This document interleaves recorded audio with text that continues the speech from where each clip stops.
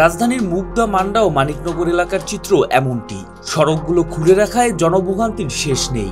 বছর দুয়েক আগে এসব সড়কের পুনর্নির্মাণ শুরু হলেও কচ্ছপ গতিতে আটকে আছে ড্রেনেজ লাইনের পর্যায়েই। আপনার দুই পাশে যে রাস্তা আছে এটা অনেক দুর্ভোগ, অনেক দিন যাবত ধরে চলতেছে। এটা মনে করেন এখানে একটা আইডিয়াল স্কুল, বাচ্চারা আসে যাতায়াত করে, মেডিকেল রুগী, বিভিন্ন অনেক ধরনের রুগী আসতে যেতে অনেক অসুবিধা। ভিতর থেকে যত রুগী আসে অনেকে দেখা গেছে মারাও যায় আসতে পথে। সরকারের কাছে আবেদন, আপনার রাস্তার দ্রুতভাবে কাজ করা দরকার। এদিকে মুগদা 250 শয্যার এই হাসপাতালটির সামনের সড়কের যান চলাচল দেখলে মনে হবে ঢেউয়ের মাঝে কোনো নৌকার দৃশ্য। প্রায় 2 বছর ধরে এভাবেই ঢেউয়ের তালে দুলে দুলে যাতায়াত করতে হয় হাসপাতালমুখী রোগী ও এখানকার বাসিন্দাদের। 2.5 থেকে 3 বছর যাবত এইভাবেই ভাঙাচোরা চলতেছে।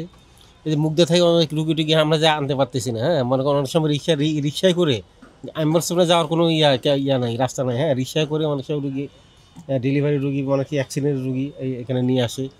আবার অনেক সময় যাইতে যেতে এখান থেকে যদি আমরা মুগদা যে ইসলামী থেকে রুগী আনতে যাই, এই যে 10 মিনিট রাস্তা, কিন্তু লাগে 1-1.5 ঘন্টা লেগে যায়। মান্ডা ও মানিকনগরে ড্রেনেজ লাইন করেই যেন ঘুমিয়ে আছেন ঠিকাদার। বাসিন্দাদের সীমাহীন দুর্ভোগে টানা দৃষ্টিতে যুক্ত করেছে তিক্ততা। বেশি অবস্থা খারাপ, প্রায় আজকে 2 বছর, মানে বেহাল অবস্থা একদম। মানুষ যেতে পারছি না, হাঁটতে পারছি না, অসুস্থ হয়ে যাচ্ছি আমরা। ভাই যদি একটা ফয়সালা আমাদের করে দিতে পারেন, সবার কাছে মানে আমরা ধন্য থাকবো। ওই দিক দিয়ে ঘুরে গেছি, যাওয়ার রাস্তা নেই, রিক্সাতে উঠছি, যেতে পারি না, সব বন্ধ, পুরা রিক্সার রাস্তাই বন্ধ। এখন আমরা আর কি করবো ভাই, আমরা সাধারণ মানুষ, কেউ জায়গা দিবে না, কেউ রাস্তা করতে দিবে না, এই অবস্থা আমাদের মরতে হবে, এটাই অবস্থা। তবে ঢাকা দক্ষিণ সিটি কর্পোরেশন এভাবেই সড়ক সংস্কার করেন বলে জানিয়েছেন সংস্থাটির প্রধান প্রকৌশলী।